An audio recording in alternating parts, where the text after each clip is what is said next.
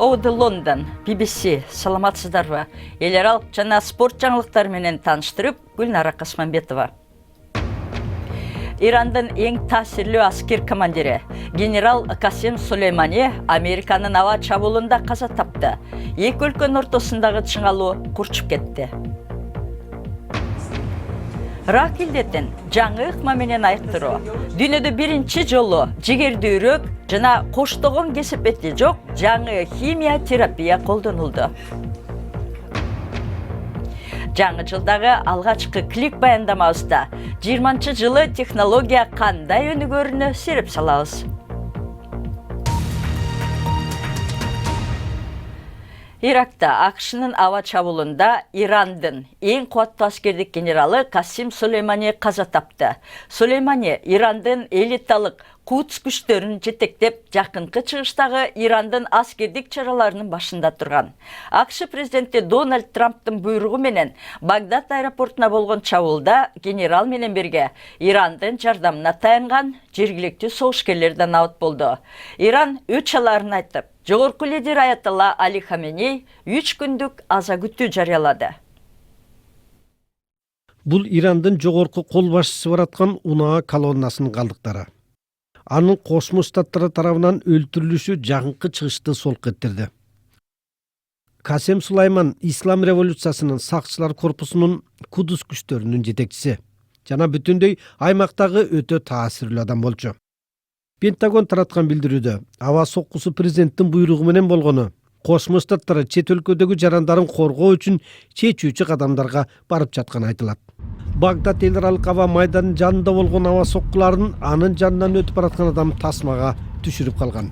Бул бомбалоодон Иранга аскердик тиешеси бар башка адамдар дагы көз жумду. Окуя Иран менен АКШнын ортосундагы бир апта мурун башталган чыр күчөй баштаган учурга туш келди.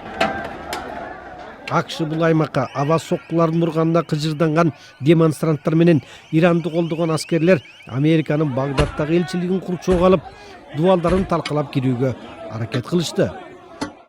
Кечээ АКШнын коргоо министри Америка Иранга каршы ар кандай кадамдарга бараарын айткан эле. Өткөн түнү кошумча күч катары 650ден ашуун АКШ аскери коңшу Кувейтке келип түштү. Конфликт курчуган бул аймакта айрымдар жакынкы чыгышта кайрадан согуш оту дүртөтөбү деп коркуп жаткан убак. Көлөккөдөгү генерал деп аткан Касим Сулеймани ким болгон? Эмне себептен анын өлүмү Иран жана башка да өлкөлөр үчүн ушунча маанилүү болду? Касим Сулеймани Ирандын жакынкы чыгыштагы операцияларын жетектеген элиталык Кудс күчтөрүнүн башчысы болгондуктан ал өлкөнүн эң таасирлүү командирине айланган. Бир нече жылга чейин ал жашыруун бойдон калып, анын кубаты көчөгү артында гана маалым болгон. Бирок соңку бир канча жылдан бери генерал Сулейманинин ролу ачыкка чыгып, ал Ирандагы белгилүү адамга айланган. Сирияда стратегияны ишке ашыруу үчүн ага ишеним артылып, ал козголоңчу күчтөрдүн мизин кайтарууда жана маанилүү шаарларды каратып алууда президент Башар ал-Асадка жардам берген. Мына сырткары ал Ирандын ИИМ тобуна каршы күрөшүнүн башында турган адам. Ирандын АКШ менен мамилеси ар дайым упурталдуу болуп келген. Айрымдар керек болсо бул эки өлкөнү бири-бирине душман дешүүдө. Бирок Ирактагы ИИМ тобуна каршы соңку чабуул эки өлкөнүн кыйыр түрдүү кызматташуусуна алып келди. Эл аралык коомчулук анын кадамдарын сындаган. 2014-жылы Канаданын ошол учурдагы тышкы иштер министри Джон Берд аны Ислам мамлекети тобуна каршы согушкан аймактык баатырдын кейпин кийген террорчулуктун агенти деп сыпаттаган. АКШнын айрым саясатчылары да ушундай пикирде. Иранда аны айрымдары урматтаса, башкалары жек көрүшөт. Бир мезгилде аны кызматынан кетип, 2017-жылы президенттикке ат салышууга чакырган аракеттер болгон. Бирок президенттик сарайга келечекте революциялык сакчылар корпусу көзөмөл жүргүзөт деген терең тынчсыздануулар болгон.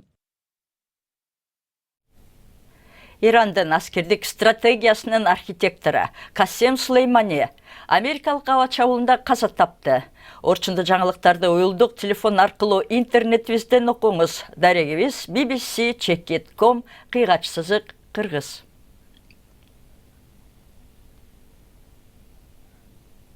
Сиз көрүп жаткан BBC жаңылыктарды улантабыз.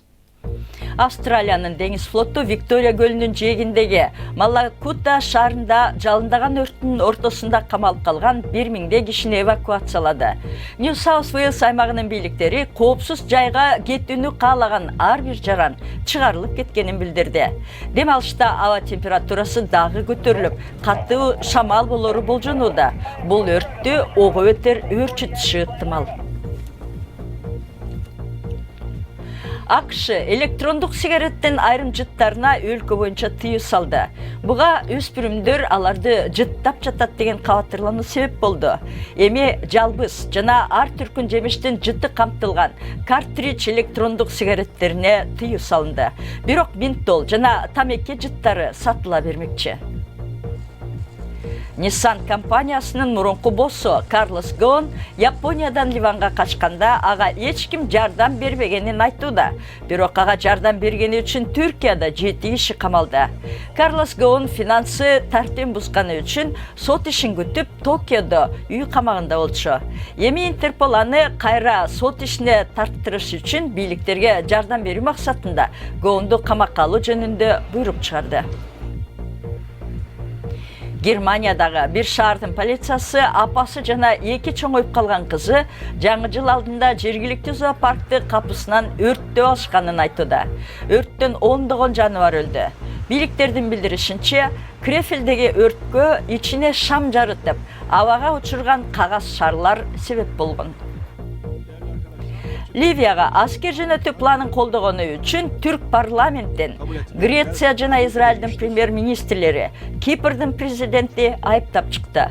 Бул добуш Ливиядагы жаңжалды опурталдуу деңгээлде күчөтөт жана Ливияга курал сатуу боюнча буунун тыюу салуусуна каршы келет, деп айтылат лидерлердин биргелешкен билдирүүсүндө. Англиянын докторлары дүйнөдө биринчилерден болуп, химия терапиянын жаңы ыкмасын сынактан өткөрүштү. Ал жигердүүрөөк жардам берип, коштоочу кесепети азыраак экен. Сөрү аймагындагы Марстын бейтапканасы акустикалык кластер деп аталган терапияны колдонууда. Бул ыкмада ооруга чалдыкпаган таза клеткага тийбей туруп, шишикти пайда кылган рак клеткаларына каршы ультрадобуштун толкуну колдонулат. Химиотерапиянын терс таасирлери өтө коркунучтуу. Дарылоонун бул жаңы ыкмасы бир күнү ийгиликтүү ишке ашып, бейтаптарга терс таасирлери азаят деп үмүт кылам. Карен ракты жаңы ыкма менен айыктыруу сыноосуна катышкан биринчи бейтап. Дарылоодогу акустикалык чогултуу ыкмасы химиотерапиянын терс таасирлерин азайтышы мүмкүн жана дарылоонун натыйжалуулугун арттырууну көздөйт. Some chemotherapies you don't lose your hair, some you do. Айрым химиотерапия алган убакта чач түшпөйт, бирок көп учурда түшөт. Бул ар бир бейтап үчүн абдан оор. Бул бир эле терс жагы. Химиотерапиядан кийин абдан катуу чарчап көңүлүңүз айныйт. Мындай оору менен алышып жашоо өтө оор.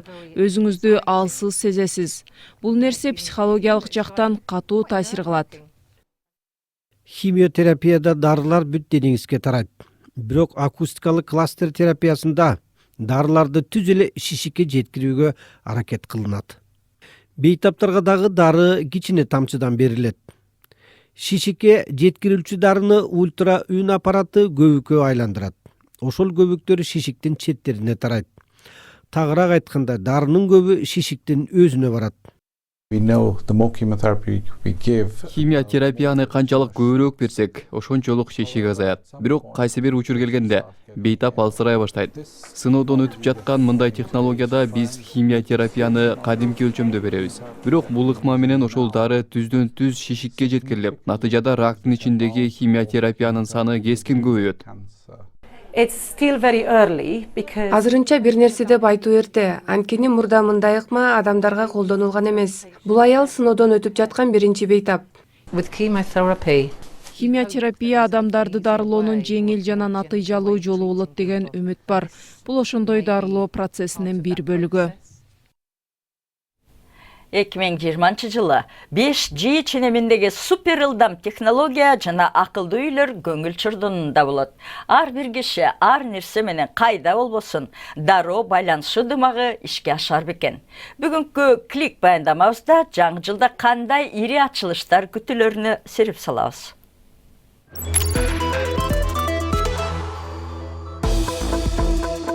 2020 жылда мобилдик технология 5G ылдамдыгында иштей баштайт. 5G тармагы тарай баштаганы менен ал азырынча кеңири колдонулган жок. Ошентип бул жылы Apple компаниясы сентябрь айында 5G ылдамдыкта иштеген телефондорун чыгарары күтүлүүдө. Баары тез иштеп, жада калса видео жана компьютердик оюндарды жүктөө кыйла оңой болуп калат. Үй тиричилигине акылдуу үн чыгаргычтар кошулуп, көбүрөөк кызматтарды да аткарып калышат. Интернеттин доору сүргөндүктөн үй тиричилигинде колдонулган жабдыктардын баары сиз тууралуу маалыматтарды чогултуп сактап кала алат. Бул күнүмдүк жашоону жеңилдеткени менен жеке маалыматты чогултуп жатат деп кабатырлангандар бар. Өздүк маалыматы тууралуу кабатыр болгондор үчүн дагы бир жаңылык. Кишини жүзүнөн тааныган системалар уюлдук телефондорго гана орнотулбастан, коомчулук көп жүргөн жерлерге да коюла баштайт. Эгер тилекке каршы кимдир бирөөнүн жүзү кара тизмеге кирип калса, ал киши концертке же спорттук мелдештерге киргизилбейт.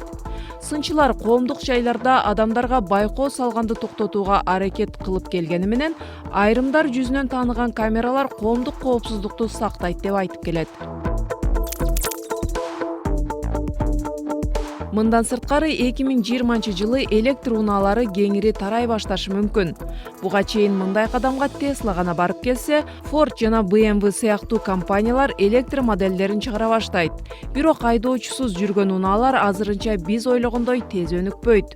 Буга жолдордун абалы себеп болууда жана технология бизди таң калтырганы менен ушуга жете элек окшойт.